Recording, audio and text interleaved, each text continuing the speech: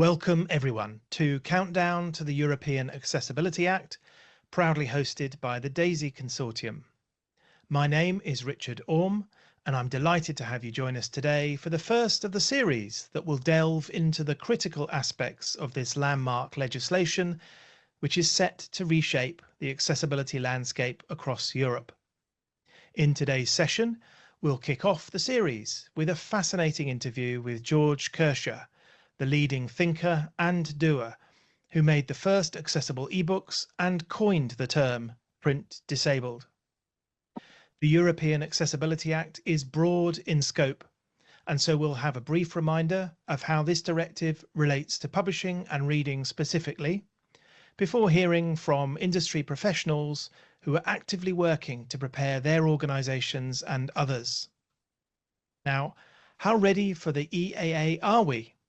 DAISY has launched a survey to gather your perspectives on this, and we'll share some of the early findings. And finally, I'll let you know about the next webinars we have coming up and how you can tell us what else you'd like us to cover. So let's turn to that interview with George. So, hey, George, when we were together recently in Paris, you gave the keynote at the EDR Lab Digital Publishing Summit. And in that speech, you described your earliest exploits in accessible books. Tell us more. Yeah, I had a lot of fun doing the presentation. And I started out by telling the history of some of this. And I was a teacher in 1986, and I left my job teaching in school and going for a master's in computer science. I had just gotten my first primitive talking computer, and I'm in school and there's no books. There's absolutely no audio cassette books or any kind of books at that level of computer science. And I wrote letters to publishers asking for the stuff that drove their printing presses. And Cybex came back and sent me 3 diskettes. They had the mastering series, Mastering WordPerfect, and so on. And I put the diskettes in my computer, looked at them, and they were just gibberish. They were just garbage. I couldn't read anything. So I put those diskettes in my drawer, and at the beginning of Christmas break, I started to write code to convert it to the first digital book. And by the end of Christmas break, I was sitting there with my mouth open, just amazed. I was blown away by what I had in front of me. My computer was reading me this book, and I instantly recognized how important this would be to blind people around the world. Yeah. That summer, I started a company called Computerized Books for the Blind and Print Disabled. And that term was the beginning of the term print disabled, which we still use today. So the name of the company coined that term. And I was sending diskettes out all over the world, and it was great fun. Yeah. You know, George, I was working at the UK blindness organisation RNIB at the time. I was working in the Employment and Technology Unit, and you sent us books on disc, which we then provided to blind people who needed to know how to use WordPerfect and Lotus 123 and other programs in order to do their jobs. So it was just such an essential and new service that we were able to tap into. And a few years later, RNIB was one of the founding members of the DAISY Consortium, the global organization centered on accessible publishing and reading. So let's fast forward now to 2001 and another speech you made, this time at the DAISY Technical Conference that year. Tell us about that.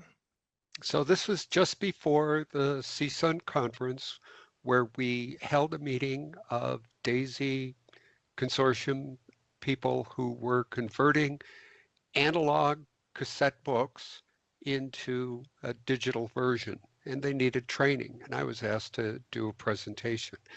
And I wanted to be inspiring, and so I borrowed from Dr. Martin Luther King's I Have a Dream speech, and I really got theatrical. So I, I was there and I said, I have a dream.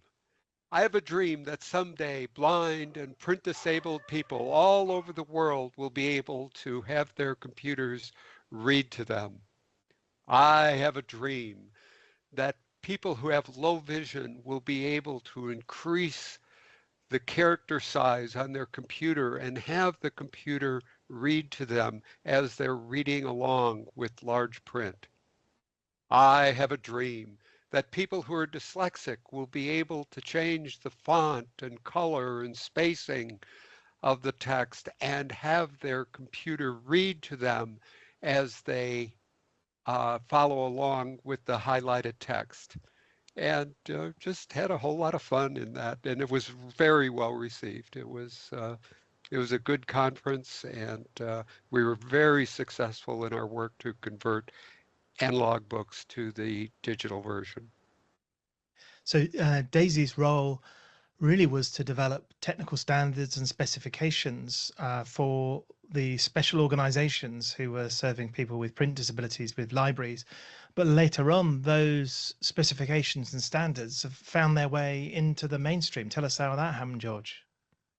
Well, in the late 90s, devices were starting to appear on the market where handheld devices for reading, and there was 5 or 6 of them that were out, and everybody was using a different format.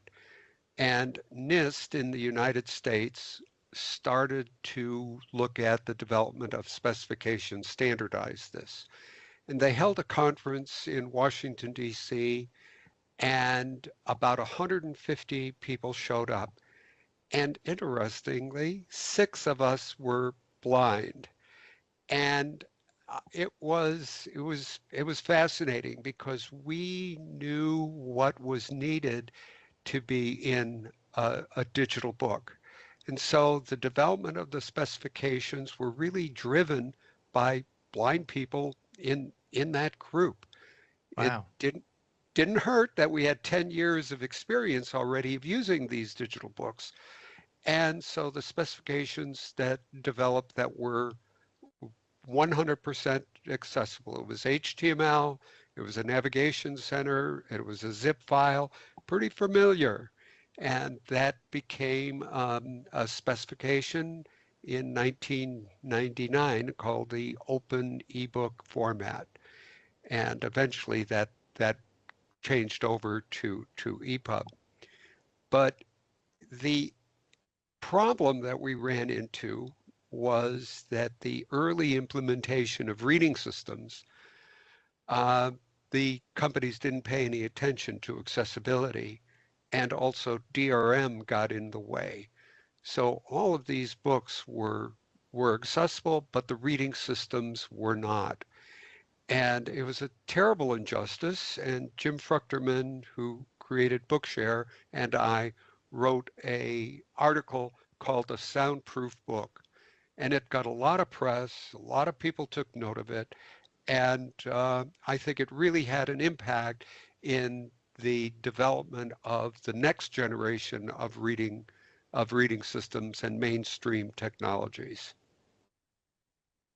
Yeah. Well, that's great, George. So you're telling us about the history here, and you've described the dream in 2001, and you've also described how the different parts of the publishing ecosystem all need to kind of address accessibility for the solution.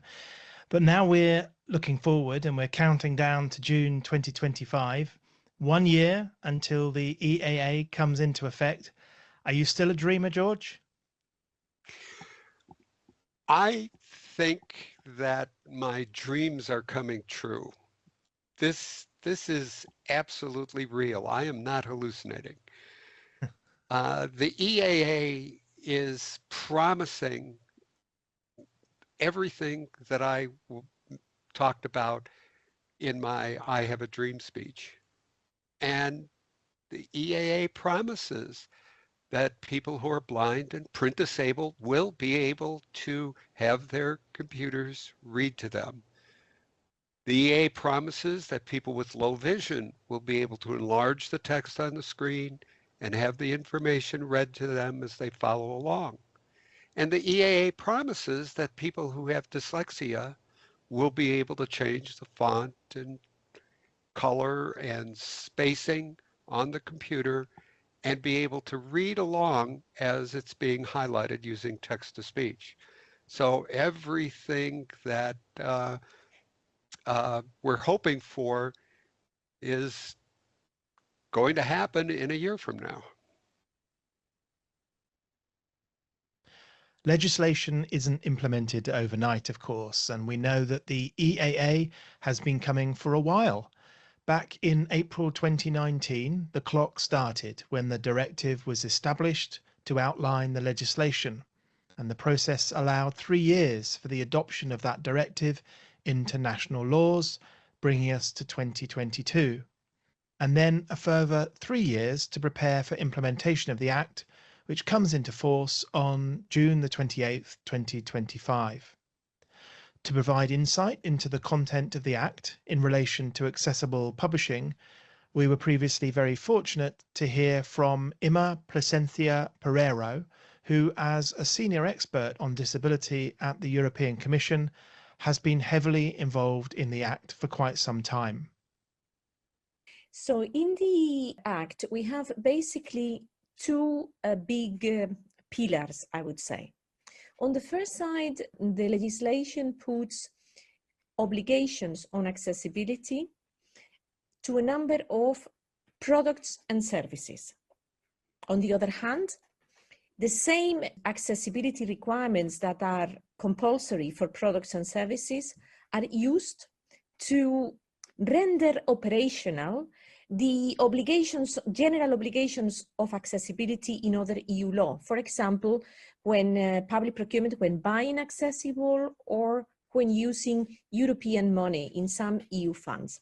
In the list of products, we have a very strong ICT component, but for the subject matter of today, I would say that what is more relevant is computers, because you can read books in computers, but also dedicated hardware such as e-readers. When it comes to the services, there is a specific point on e-books and their dedicated software. What is an e-book is being described in the Article 3 of the directive.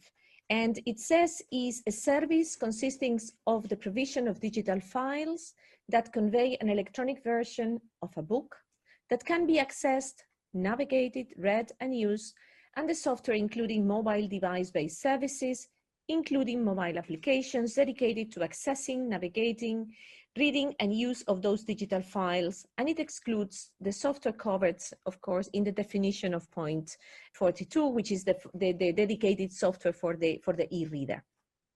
We have a list of general obligations for products. They relate to, as I said before, the accessibility requirements, but also for all those in the chain of putting products in the market, from manufacturers, importers, distributors, and so forth. Products gets a CE marking, and this would be very relevant for the e-readers because they will have all the actors in the chain will have to address them, and their accessibility will be, as a first instance, declared by the economic operator. We have the obligations for services, so this would be for e-books.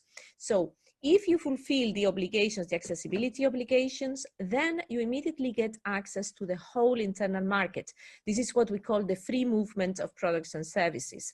And this is very important because it would be clear in Europe what needs to be done in order to have accessible ebook in the market.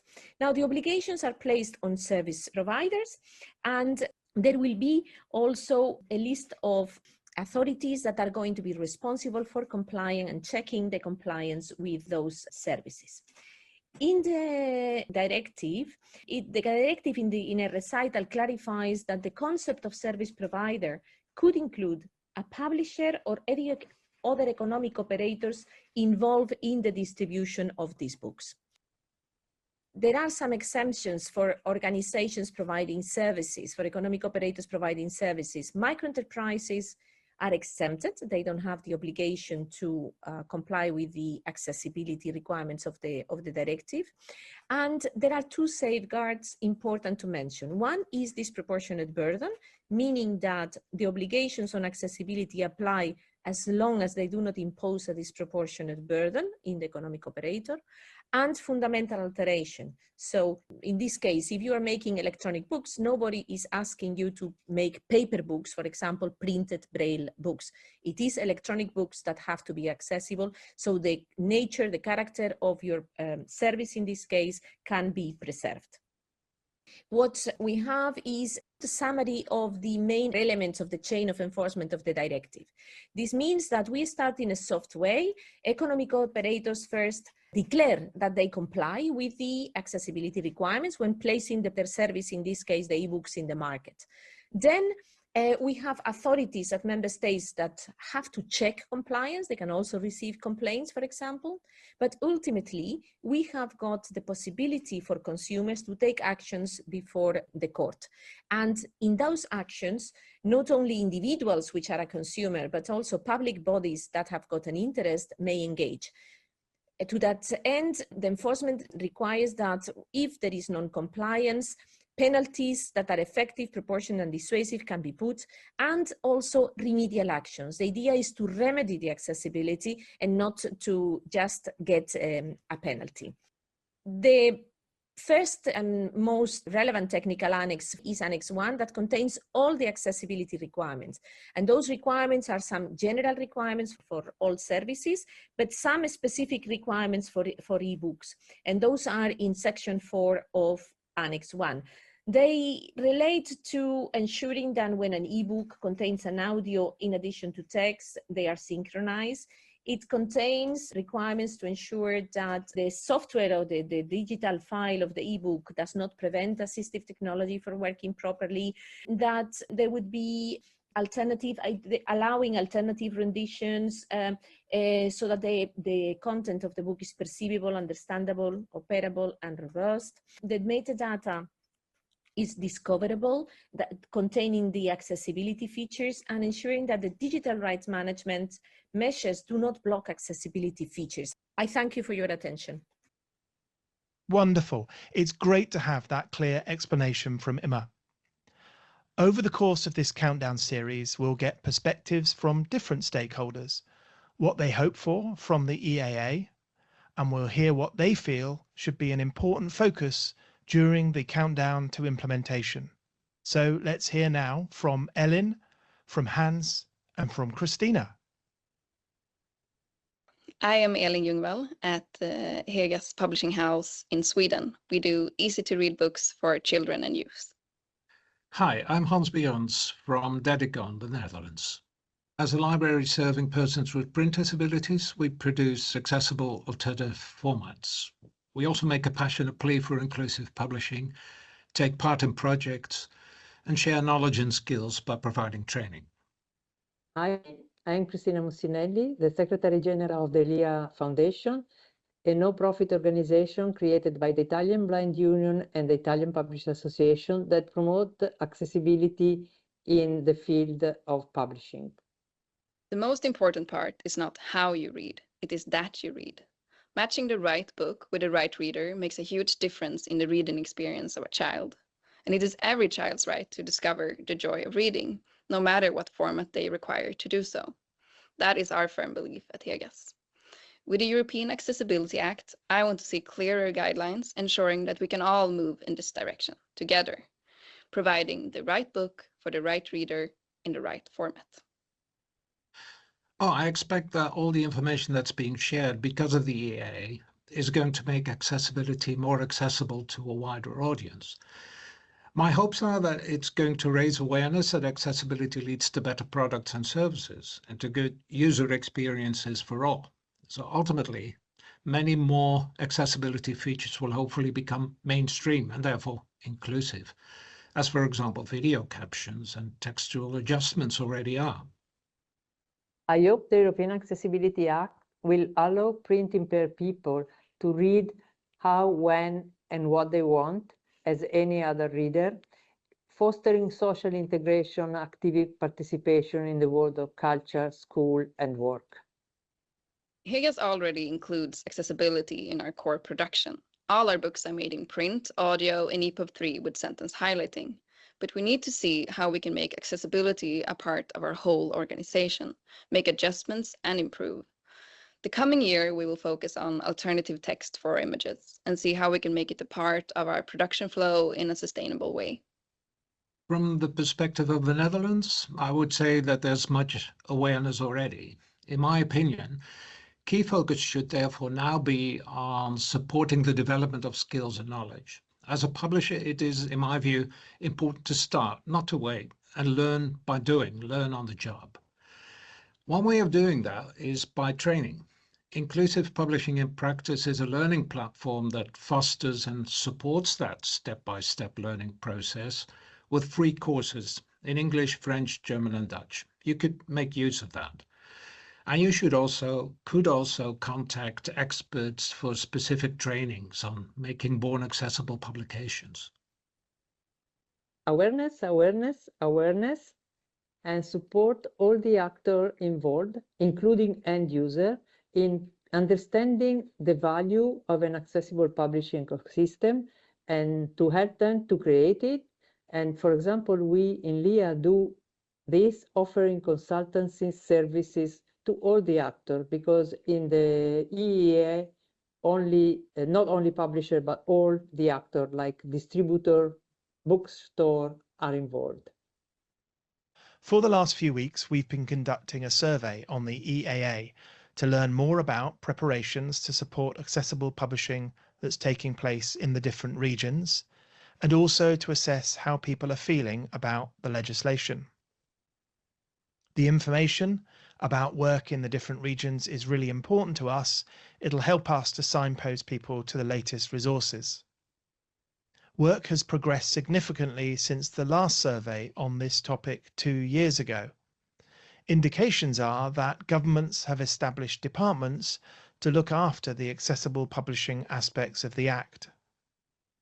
The majority of respondents so far have indicated that while activity is happening in their region, there do remain concerns about being ready on time. Most people agreed that the EAA was likely to have significant and lasting impact on publishing, and that accessible publications were generally better for everyone. But there remain some serious challenges, especially around mainstream tool support for accessible book creation, the awareness of accessible content creation best practices, authoring image descriptions, and reliance on established inaccessible processes. Most of the people responding so far believe that it'll take at least a year after the implementation of the Act for us to establish a shared understanding, with some people indicating that they don't think this will happen until around 2030. The survey remains open, and we'd love to hear your views, especially if you're in a position to share details about resources and the preparation that's happening within your region. If you can help, please visit daisy.org/EAA survey. Whether you're a publishing professional, policymaker, or advocate for accessibility, or you work for a disabled persons organisation, the DAISY Consortium experts and member organisations who have decades of experience making accessible books are here to help you prepare. Well, we all have a lot to do over the next year, and we expect to have a fair share of issues that come up and bumps in the road.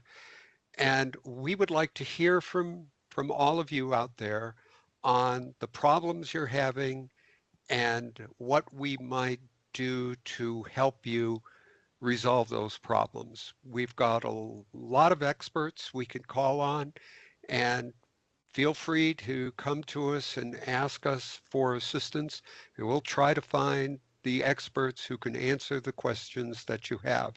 And over the next year in this series, we hope to help you in your journey so that the launch will be as smooth as possible in a year from now. Thank you, George, and thank you for making this kickoff event so special. Well, in the treasure trove that is the DAISY webinar archive, you'll find more than 30 hours of videos, articles, and links to resources related to accessible publishing. There are two specific to the EAA. The first is the European Accessibility Act, considerations for the publishing industry and benefits for consumers globally. And the second is EU Accessibility Act update. You can reach our webinar archive by visiting daisy.org/webinars. This webinar is the kickoff event for our Countdown series, a 12-month program in which we'll be exploring all aspects of accessible publishing and reading, facilitating knowledge sharing and helping all involved to understand and prepare for the European Accessibility Act. So now I'm happy to share with you the next 3 scheduled topics. On July the 24th, with 339 days to go, we have technical approaches to upgrading the BAT list. There are a series of strategies that, if adopted, can aid the process of upgrading the accessibility of existing content. And so in this webinar, we'll hear from those that are actively involved in supporting the rework of BAT list titles to ensure that they're compliant with the EAA. Implicit in the title is that we won't be discussing legal perspectives. This session is focused on the technical and business processes. Then, on August the 28th, with 304 days to go, we'll turn to accessibility testing. In this webinar, we'll explore the diverse range of tests and assessments, both automated and manual, that can be performed to refine the user experience and to support accessibility. On September the 25th, there are just 269 days to go, and it's the turn for image descriptions. This webinar will discuss the practical workflow approaches taken by a number of publishers to ensure that high-quality image descriptions are efficiently authored for both front and back list titles. You can find out more information at daisy.org/webinars, where you can also sign up to the webinar announcements mailing list to learn more about new topics as we add them. And if you'd like to suggest a subject, or you're considering presenting a webinar, then please email us at webinars@daisy.org. Thank you for joining us today, and I hope you'll join us again next time. Goodbye.